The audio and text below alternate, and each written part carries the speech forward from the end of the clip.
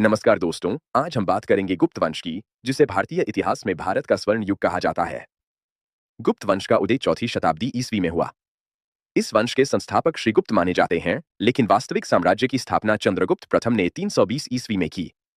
उन्होंने लिच्छवी राजकुमारी कुमारदेवी से विवाह कर राजनीतिक शक्ति को मजबूत किया और गुप्त संवत की शुरुआत की। चंद्रगुप्त प्रथम के बाद उनके पुत्र समुद्रगुप्त गुप्त वंश के सबसे महान शासक बने। उन्हें इतिहासकार वी ए स्मिथ ने भारत का नेपोलियन कहा। समुद्रगुप्त ने उत्तर और दक्षिण भारत में अनेक विजय अभियान किए, अश्वमेध यज्ञ कराया और वे एक महान योद्धा होने के साथ साथ कवि व संगीत प्रेमी भी थे। उनकी उपलब्धियों का वर्णन प्रयाग प्रशस्ति में मिलता है। प्रयाग प्रशस्ति हरिसेन द्वारा लिखा गया है। इसके बाद आए चंद्रगुप्त द्वितीय, जिन्हें विक्रमादित्य कहा जाता है। इन्हीं के शासनकाल में गुप्त वंश अपने चरम उत्कर्ष पर पहुंचा।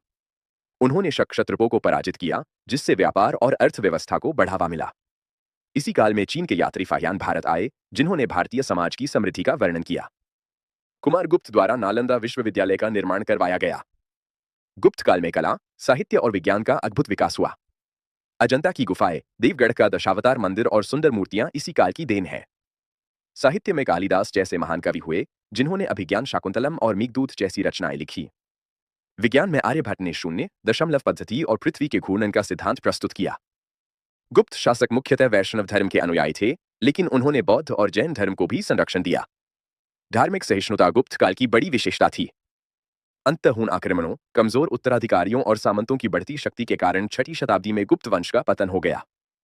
फिर भी गुप्त काल भारतीय इतिहास में सांस्कृतिक, वैज्ञानिक और बौद्धिक उन्नति का प्रतीक है, इसलिए इसे सही अर्थों में भारत का स्वर्ण युग कहा जाता है। धन्यवाद।